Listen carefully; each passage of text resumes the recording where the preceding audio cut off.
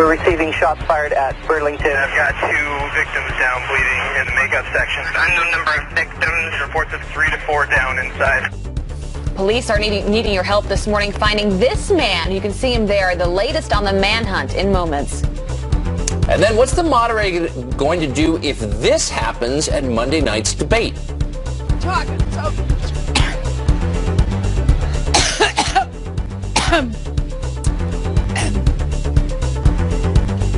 Every time I think about Trump, I get allergic. Lay off the Newports, would you? Well, this morning we know what will happen if Hillary's allergies strike again, and we'll tell you coming up.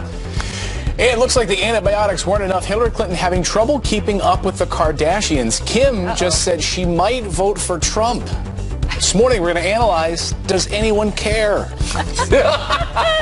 Fox and Friends Hour 4 starts right now.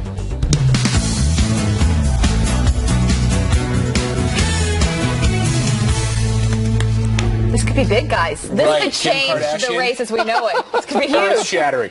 Every few months, I always ask my wife, I said, what does Kim Kardashian do again? Like, what does she do? You know what? I have remained blissfully insulated from the influence of Kim Kardashian. I know nothing about her. I'm not letting it in my head. In fact, I'm going to plug my ears as you read that news story. We have Lieutenant General Michael Flynn on the show. we We could ask him. And we're going to dive into some deep topics. Maybe we'll ask him. You can't see him. He's right off camera right there. One of our favorite He looks guests. so excited to talk about this topic. Can't wait to bring him on the couch. But before that, he does not want to talk about we that. do have some headlines to get to as well this morning, starting with a Fox News alert and a massive manhunt underway right now for an armed killer who was shot, who shot 5 people dead inside of a shopping mall just north of Seattle. Shot after shot after shot. And then that's when I ran immediately to where I work at, with a bunch of people, and we were able to, lock up and stay safe until we had to evacuate. Police now scouring this area for this man. You can see him there on surveillance carrying a rifle. Police describe him as a Hispanic male in his 20s wearing all black. They're urging people right now to stay inside. And now to another Fox News alert. Hillary Clinton postpones her trip to Charlotte as chaos erupts again for the 4th night in a row. Protesters denying the mandated curfew to demand justice for Keith Scott, a black man shot by a black police officer. And this video taken near the scene of that shooting just released by the victim's widow. Wait, don't you do it. Keith! Don't you do it! Did you shoot him? Wow, it's tough to watch. But police say that suspect had a gun. It was loaded and had his blood and fingerprints on it. Yet the department still refusing to release dash cam or body cam video of the shooting. And we are learning another top Hillary Clinton aide given immunity by the FBI in the now closed email probe. Cheryl Mills, Clinton's former chief of staff, the 5th person to strike a similar deal. Chair of the House Oversight Committee, Jason Chaffetz, is outraged, saying, quote, no wonder they couldn't prosecute a case. They were handing out immunity deals like candy. And it looks like Hillary Clinton is having trouble keeping up with the Kardashians. This morning, Kim broke the news that her father, Caitlyn Jenner, has convinced her to consider voting for Donald Trump. Kim said, quote, at first I thought, oh my God, I'm so Hillary. But I had a long political call with Caitlyn last night about why she's voting Trump. And I'm on the fence. We want to bring in Lieutenant General Michael Flynn to weigh in on the Kardashian flap this morning. No, we're not going to inflict the sideshow on you, General. Yeah. Thanks for joining us. So you were here last week. You're seeing more people jump on the Trump train, so this is a good thing. It's a good sign. Well, as a Trump We're going to leave it there. Whoa. Yeah, hey. Well, as a Trump surrogate, I mean, what are you looking for Monday night? Terrorism, obviously, going to be a big focus. Foreign policy, a big focus. We had Sebastian Gorka on the show earlier, Jillian Turner saying, we haven't seen an ISIS policy plan yet from Donald Trump on how to defeat ISIS. Will Donald Trump lay out a clear plan on how to defeat ISIS? Yeah, I mean, the big difference between Donald Trump and what Hillary Clinton is proposing is with Donald Trump, you actually win the war against radical Islam. And with Hillary Clinton, you continue to participate in this never-ending conflict with no end. So Donald Trump, about 5 weeks ago now, if I remember right, he gave a great speech on essentially countering radical Islamism. And he laid out 4 components. He laid out a military component, a financial component, cyber, where we have to get much more aggressive in the world of cyber, and also the countering the ideology. So those 4 sort of strategic components are the essence of what Donald Trump has stated in terms of what it is to defeat radical Islamism. The problem today that we have is this enemy is no longer just over there. They're here, as we have recently seen. So we have a problem right here in the homeland with the rise of radical Islamism.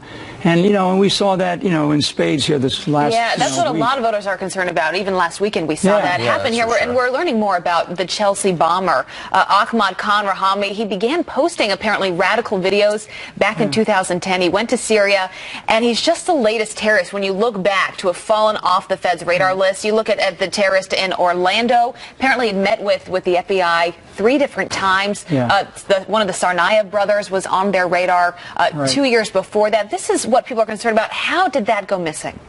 Yeah, well, first of all, just to give your listeners a little bit of a comparison, there are there's roughly 17,000 federal agents in the FBI. There's 34,000 police officers here in the city of New York. So if the director of the FBI is right when he says we have 1,000 cases on radical Islamism or ISIS-inspired cases in this country alone, in all 50 states, then we have an imbalance in our resources, and we have a problem working between the federal, state, and local levels. There is a clear breakdown somewhere. So we have to take a hard look at how we're taking care of our own homeland security, how we're working together, how we're cooperating from the federal down to the local level. And actually, I believe that we have to give more authority or more leverage to our state and local level and allow them to do the things that they know that they need to do. So one of the reasons that we're seeing so many attacks here in the United States is because we have been importing wholesale tens of thousands of people who hate us. Trump made that point. The establishment attacked him. They furiously went crazy. They hated that. Will he say something similar to that in the debate Monday night? Yeah, we'll see what he has to say in the debate. But this idea of bringing in refugees into this country. The guy that did the stabbings up in Minnesota is a Somali refugee, I understand. Yes. So we have a problem. And if we're going to talk about bringing in another 100,000 or up to 100,000 refugees from countries like Syria, Iraq, Afghanistan, maybe Somalia. I got all the issues about young children and women, but we don't understand who these people are. The FBI, the Department of Homeland Security, the Department of Justice have all said, hey, we can't vet this thing 100%. It's not a 100% foolproof system. So let's stop and figure out, if we're going to do this, how do we get there? How are we able to do that? In the meantime, I kind of say, hey, look, what's going on in the Muslim world? What's going on in particularly the Arab world? Where are the leaders there, and what are they doing to help this problem out? We have to take them to task as well. Speaking of the FBI, I want to get your take on what happened last night. Another Friday document dump when people are out to dinner and at the movies and not paying much attention. We now learn that the president may have used a pseudonym in communicating with Hillary Clinton while she was Secretary of State on her own private server. Of course, this contradicts what we heard back a number of months ago when President Obama on CBS said this about when he learned about the private email. Take a listen. Mr. President, when did you first learn that Hillary Clinton used an email system outside the U.S. government for official business while she was Secretary of State? At the same time, everybody else learned it through news reports. So news reports, not when I was communicating using a pseudonym with her. What do you make of that? The level of dishonesty. This is what the American public are sick of. They're sick of the lying, and they're sick of the dishonesty. They're sick of this perpetuation of fraud within the federal government. The breakdown between trust, from those in Washington, D.C. and the rest of those in America is stunning. And that trust is why I believe that there's millions and millions of Americans that are joining to sort of get on with Donald Trump to become the next president of the United States, because we can't have this. We cannot have this any longer, and we can't have people that are dancing around political correct terms any longer. We have got to come to grips with basically rebuilding the trust between the American public and the White House. When I get out and that includes the Secretary of State, or the State Department, includes the Department of Defense. There's so much at stake here in this election. Absolutely. When I go out and cover some of the Trump rallies and events, I ask the supporters of, what do you like about Trump? And that is really the one thing that I continue to hear is, I don't agree with everything that he has to say, but he is so different from so many politicians that we have known over the years, and we want something so different at this point. He's going to have to hammer that out as well on Monday night to remind people of why he is different, and maybe even bring up the email scandal. How does he do that in a way that he looks presidential still? Well, I mean, I hope that if the commentators are going to be honest, they should be bringing it up. They should be asking these tough questions, because this is a big issue, because it gets to the issue of honesty. And I would say one thing on temperament, because temperament always keeps coming up. Temperament, Donald Trump, don't know Donald Trump now for some time. I've had a lot of time with him. His temperament is a temperament of winning. And that's what, when people look at temperament, hey, I'm showing temperament now, but my temperament is about resolve and determination. Donald Trump, his temperament is very similar, and it's also about winning. This is not about, the issue of, what it is we're going to do, or we're going to wring our hands. I mean, the folks in the sort of the Clinton machine, and what we're seeing right now, because they're falling behind rapidly, you see all this hand wringing, and I just see that this campaign between now and the end of up until the election is going to get ugly. Really quickly, we're facing a ton of threats. People are afraid. The administration is now telling us that one of the most important things we can do is to integrate transgenders into our combat troops. You spent a life in uniform. Is that going to make us a ton safer? Yeah, well, here's what I would say about that. The LGBT community, if they, we are a standards-based organization in the military. If they can meet the standards, I don't have any issues with it at all. What we can't do is make diversity our #1 priority. Defense should be our #1 priority. Well said. General, great to see you. Well said. Thanks, General. Thanks. Appreciate it. Well, Hillary Clinton has a question for you. Now, having said all this, why aren't I 50 points ahead, you might ask? Well, less than 50 days before the election, can she catch up? We'll discuss it. And she promised if Trump won the White House. I don't think that's America. I don't want it to be America. Maybe it's time for me to move. Listen, I can afford to go. Oh, well, wow. So did Trump do Whoopi a favor? Waldo Rivera still on tap to talk about that and more when we come back.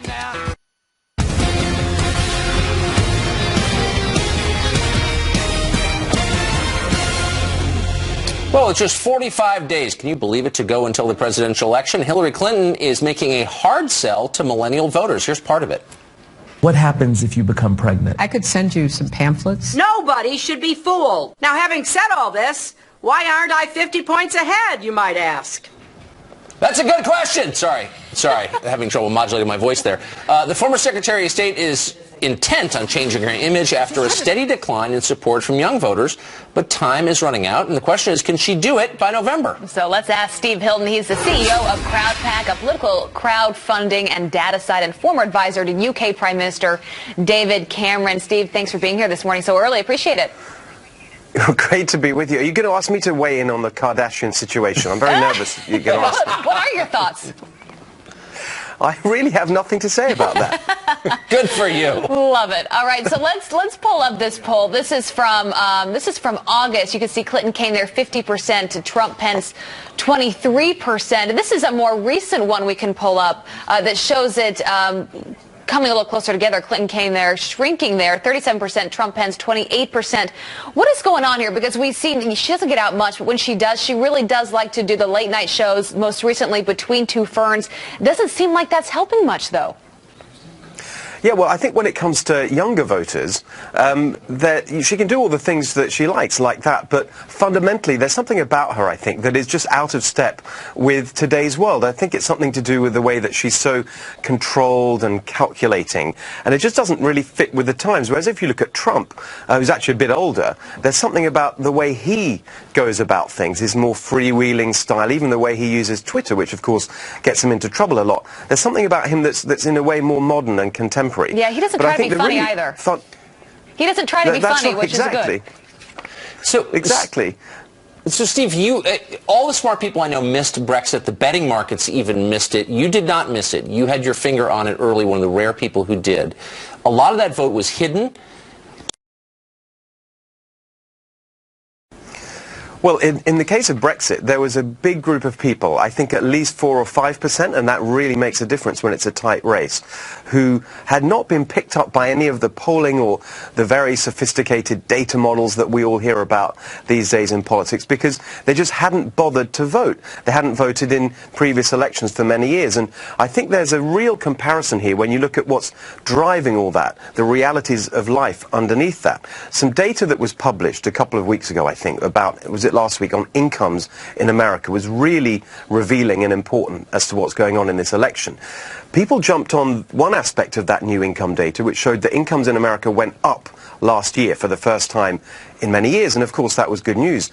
But the other thing that was revealed in that data was that the median income in America is still lower today than in 1999. And what that means in plain English is that half of Americans, 50% of Americans, are earning less today than in 1999. After 8 years of Bush and 8 years of Obama, they are earning less.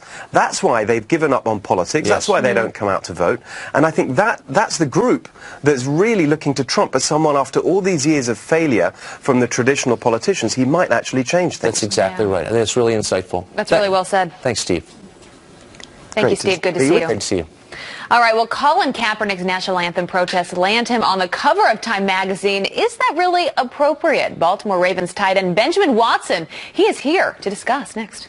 Plus, want to hold a barbecue in honor of your country? One college says you can't do that because it's, quote, offensive. American higher education melts down, and we're there to capture it. Stay tuned. Back by popular demand, some quick headlines for you. First up, you can vote in Colorado even if, and this is impressive, you're dead. A local bombshell from a news organization in Colorado reveals deceased men and women have been casting their ballots in the state for years, most likely for Democrats. State voting officials say they have to follow strict criteria to remove names from voting rolls, and minor errors could lead to mistaken votes. Not clear on how minor it is to allow a dead guy to vote. And she promised if Donald Trump won the White House, this. I don't think that's America. I don't want it to be America. Maybe it's time for me to move. Listen, I can afford to go. Well, in perhaps a sign of things to come, Whoopi Goldberg has just revealed she may be leaving The View by this time next year because she has, quote, other things to do and perhaps other countries to live in. Abby?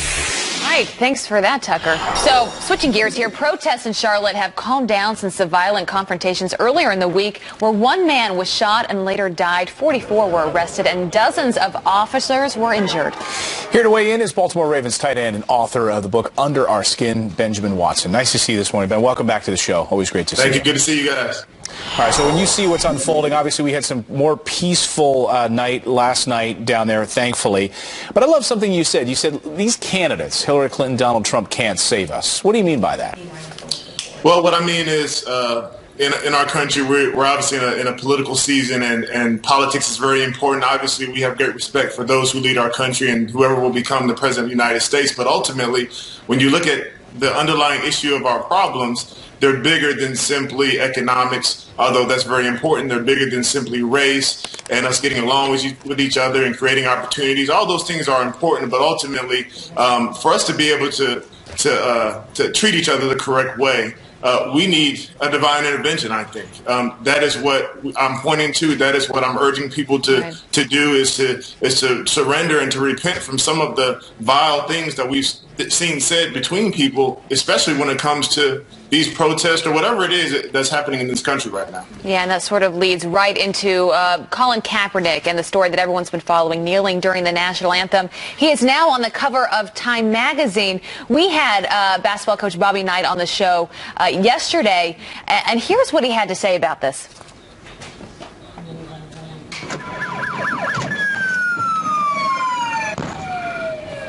Well, that was not the right clip, but he basically said that it would be very distracting if he were one of his players and that he would not allow them to be part of the game. What is your response?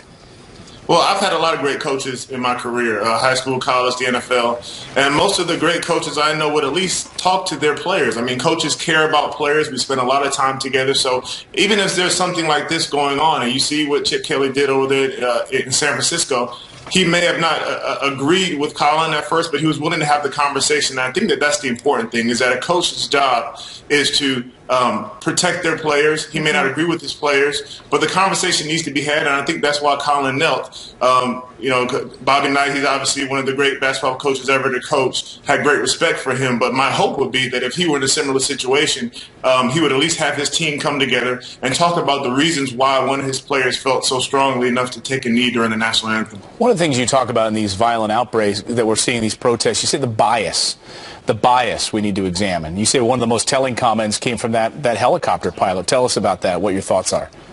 Well, bias is something that could be obviously explicit or implicit. A lot of us may not even know that we act in a biased manner. I mean, you can remember some of these tests with little kids, and they asked the kid, they put a picture of a bunch of different dolls in front of them, from a very, very light-skinned doll to a dark-skinned doll, and ask which one stole the money or which one is bad. And they always seem to pick the darker one. And it doesn't mean that they have hate in their heart, essentially. What it means is that we grow up in a system that is in many ways biased. And when I heard the helicopter operator, whoever was in the helicopter, the police officer, say that looked like a bad dude from that high up, that right there lets me know that there is some bias. And a lot of times when we come into these situations, police officers, citizens, we act out of that bias without even knowing that we have it. So, of course, you're going to have your extremes. You're going to have those who are white supremacists. You're going to have those who hate all white people. Those aren't the people that I think we need to reach. The people that I wanted to talk to specifically are those in the middle who may not consider themselves to be racist or to be haters or whatever it is, but we need to recognize that there's inherent bias simply in this country, and we all kind of act out of it, but when we identify it, that's when we're able to address it. That is well said, Benjamin Watson. Thanks for being with us this morning. Good to see you, sir. Thanks, Ben. Thank you. Coming up here on the show, we're 45 days away from the election. So how are immigration bosses reacting? They're trying to swear in as many new citizens as possible before the deadline. Wonder who that will help? And Geraldo Rivera is here to react, joining the curvy couch. That is up next.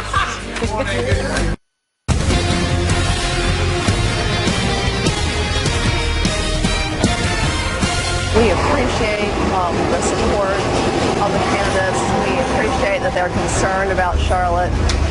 At this point, we do have very stretched resources for security, and they are working around the clock.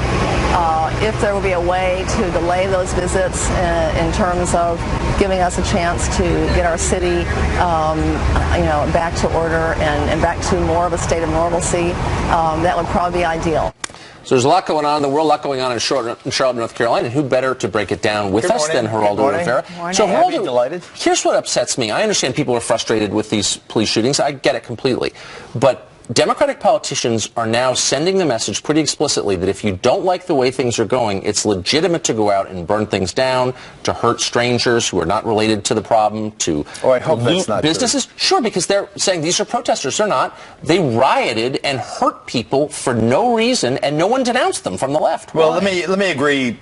In part, I think that the president's response to Charlotte was way too muted. It was almost nuanced. It was, folks sometimes get out of hand, and that's unfortunate. But people have the right to demonstrate if they have an issue. Exactly. And this is certainly, in other words, it seemed as if he was speaking about college kids maybe toilet papering a house. Exactly. And I thought that he lacked the urgency and the passion necessary to match that particular event. But politicians, and Tucker, whether it's a disaster like this man-made or something from Mother Nature or some other calamity or catastrophe, they particularly in an election season, go to seize the moment, seize the attention of the media. There is a photo op in the offing. Baton Rouge was the last one. Hillary Clinton, I really believe, felt that Donald Trump stole a march on her. Mexico, when he went to Mexico at the invitation of the Mexican government, stealing a march on Hillary. I think that's why she wanted very much to get down to Charlotte first. And the mayor, who we just saw, told her in a very calm and measured way, please wait. We are strained right now. Our resources don't come down. Don't force us to divert cops to guard you when we have the need for them to guard the city. Well, that's the same thing was said in Louisiana. We remember during the flooding. Exactly. Please stay away, politicians. We don't need you right now because you lock streets up, you have Secret Service, all of those things. We need to get resources out. That didn't stop Donald Trump. He didn't. He landed at another field, and the people were very sincerely happy to see him. And Hillary was determined not to let that happen again. Well, there are a lot of people that were critical that President Obama didn't go sooner, even though he was told not to come. So this whole issue of race relations is surely going to be a big topic in the debate on Monday night. Both candidates have spoken out about it. How is this going to go? Who do you think has the winning argument there? Well, I think that, here you have Lester Holt as the moderator, a very prominent African-American commentator, anchorman, very measured in his approach, it seems to me. I don't know, I've never discerned whether Holt is a Republican or a Democrat or even a liberal or a conservative. I really think that he has no particular agenda in that regard. But he has the moral burden and authority to ask first that question. I think that, Abby, will open the debate. Out of the gate. Out of the gate. It will be, here's the situation, and I think that he could frame the question as you did, Tucker. People acting out, what do you do? Do you say you're sympathetic to their cause but condemn their, I think that race relations and particularly incendiary situations like Charlotte or Tulsa or so forth will dominate the first 10 minutes of the debate. I hope so. Trying to throw journalists into bonfires, throwing rocks at cars. So the federal government famous for its slow response to citizens' requests. And now, however, documents show that ICE, the immigration part of the federal government, is expediting requests for citizenship for green card holders in order to get people registered to vote for this election. Why is that not packing the electorate? I heard that story, and it reminded me of the scene in Martin Scorsese's Gangs of New York. Set in the middle of the 19th century, right here in town. It showed the Irish immigrants arriving, and they got off the ship. They gave them a rifle to enlist them in the Union Army, and then they signed them up as Democrats to vote in the Tammany Hall, the corrupt political organization's elections. So I think you've had that kind of immigration, voter manipulation, demographic stuffing of the ballot box. I think historically it's better than dead people voting in Cook County like they did in 1960, or the Cuban Americans in 2000 stopping the recount of the vote in South Florida. I think that you have around the edges in the election process, you always have some stinky stuff going on. And I think that if in fact it's true that, and I've seen the emails, it seems to be true that the immigration and naturalization people are expediting citizenship to get people on what their motive is. They don't stay, but you can assume that it's to get them on the voter rolls. If they're doing that, it's part of a long tradition. It's statistically usually almost insignificant, but it is always irksome. In a state like Arizona, where things could be close, it could be it could sway the election. Well, look at 2000. It was 560 votes. It didn't take a whole lot to give Florida to George W. Bush, and once Florida went, to give him the presidency, despite the fact that he had less votes nationally than Al Gore did. Right. And you're going to beat Hofstra. You're going to beat him. I will. I just want to say one quick thing about Hillary Clinton. Everyone said that she's been intensely preparing for the debates, and that's why she's kind of disappeared. I think what people are missing is she's resting. She's beat up. I mean, physically. I really identify with both the candidates. They're in my age demographic, and I know how I've lost a step over the last several years. I think Hillary wanted to be president in 2008. She had to wait 8 more years. Now she's deep into her 60s. She's lost a step. I can no longer jump to 2 steps, 3 steps the way I used to. Well, I think the same thing with the former secretary, and I think that's why she's been so low profile. 90 minutes, no commercials. We'll see how that goes. Yeah, Geraldo, always good to see you. What if they need a bathroom break? Thanks, Geraldo. We appreciate it. It's a real question. Past a certain age. All right, we've got some other headlines this morning. Guess what? It turns out the Orlando shooter, Omar Mateen, was a radical Islamic terrorist. This complete transcript of his 911 calls just released, showing his references to the Islamic State, which were previously left out by the FBI. Mateen shot and killed 49 people in the Pulse nightclub before being gunned down by police. And authorities now suspect Russian Russian hackers were behind the massive cyber attack at Yahoo, the company catching serious flack for the breach of 500 million users' account information. A New York man is now suing Yahoo for gross negligence. And the PC police declaring Uncle Sam too offensive. Student groups at Ramapo College in New Jersey tried holding an event called American Barbecue using Uncle Sam marketing. School administration saying it was, quote, too military and recruitment oriented. Interesting. All right. And a boozy barrel hunt is underway. Jack Daniels has hidden 150 prize-filled barrels all around the world as part of its 150th anniversary celebration. Inside the barrels are a one-of-a-kind bar, kit, or an anniversary bottle of Jack. One even ended up here on the Fox and Friends Plaza. Gotta find those. I got my name on that barrel. Walk off with a barrel. How much is a barrel of Jack Daniels? A lot, I bet. A lot of money. 150 years, though. Last a lifetime. Yeah. Just keep it up high enough. Depends on your pace, I guess. Well, Facebook is jumping right into the 2016 race, but don't worry. The social media giant says it will play completely fair. Kurt the Cyber Guy is here to discuss what it might mean for you and the future of our democracy. Not a big deal.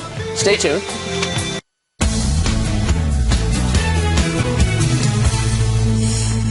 Welcome back. The Smithsonian's National Museum of African American History and Culture officially opens today following a dedication ceremony with President Obama. And Kevin Corke is outside the museum this morning in Washington, D.C. Kevin, good to see you. Good morning, my friend.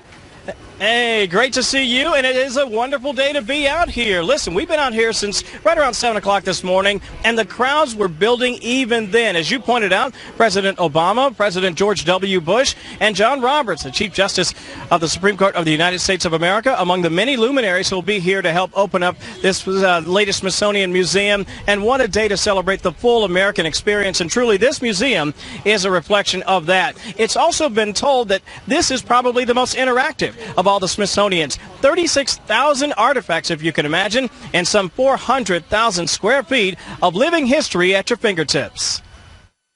The African American experience is the quintessential American experience. It is the experience that helped us understand our notions of optimism, our notions of liberty, our notions of citizenship. We realize this is a story for us all, not just one community. This beautiful bronze facade, a reminder perhaps of the beacon of invitation for all Americans to come and enjoy this slice of American history. Now, yesterday, we heard President Obama talk about the celebration today and sort of drawing a contrast between that and the ongoing struggles in a couple of great American cities, Charlotte and Tulsa. The president saying that this museum is a reminder of the progress that we as Americans have made, but also a reminder of the ongoing fight. The timing of this is fascinating, because in so many ways, it is the best of times. But in many ways, these are also troubled times. Yes, it is. Yes. History doesn't always move in a straight line. And without vigilance, we can go backwards as well as forwards. Guys, I got to tell you, it's been an incredible morning already. Spoken word, poetry, we've heard music of just about every variety, gospel and jazz and rock and soul, even a bit of country. We'll hear plenty of that, rapping, everything else over there across the street. As we've seen thousands collect here, it should be a great day. We'll have it all for you. And by the way, I just saw Samuel L. Jackson standing over here to my left. Ooh. I did not get a selfie, though I should have. Back to you. There's still time. So watching that building go up for a while. Thanks, Kevin. And a beautiful fall day. Well, is Mexico warming up to the idea of paying for Donald Trump's big, beautiful wall? Let's check back with them. I am not going to pay for this wall. And if you thought he was mad there, just wait, because this morning we learned Trump may get his wish after all. Of course, Vicente Fox, not even the president anymore. Facebook jumping into the 2016 race, meanwhile, but don't worry. Rest assured, the social media giant says it will play fair with you. Kurt the Cyber Guy here to discuss the future of our democracy and Facebook. Stay tuned.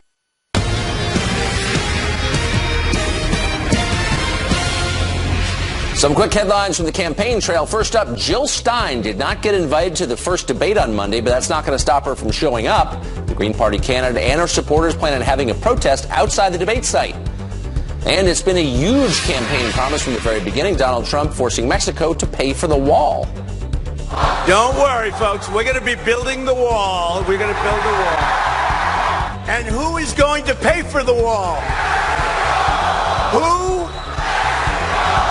I am not going to pay for this wall.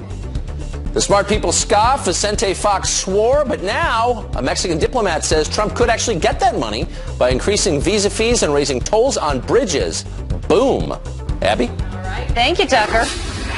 So executives at Yahoo, Facebook, and Netflix now jumping on the Hillary Clinton bandwagon, raising $113 million for her campaign. This is Facebook launches the first nationwide voter registration drive where users who are 18 and older will automatically receive a reminder to register to vote at the top of their news feeds. Here now to discuss is Kurt the Cyber Guy.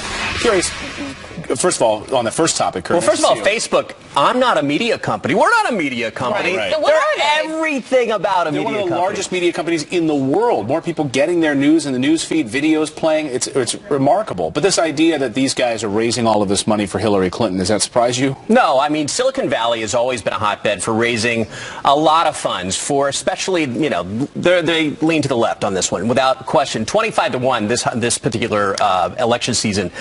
So Trump not getting too much out of that area, but $113 million is part of an 1,100 donation bundle, and these are called elite bundlers. So you're looking at, say, Facebook COO Sheryl Sandberg, as well as other folks. Reed Hastings from Netflix. Yes, yeah. And a number of other people there that are high profile who are showing up and collecting checks from their friends. They're called bundlers, and that's an elite bundler, and that's when it makes a big difference when you can put in your pocket $113 million from one collection of heavyweight people. Well, and it makes you think this has got to impact the way that these CEOs are thinking about decisions that they're making. You think about like the Google homepage or Facebook, the things that they're putting out there for people to see. All I might know, have an agenda. It could, I mean, look, Facebook still has not really come to Jesus on this whole idea of what's a trending story and how do we say that. And now here we have Facebook going into this debate, and as well as, you know, other social media going into the debate. They're going to be determining what's trending, what's the trending topic. And guess what? Moderators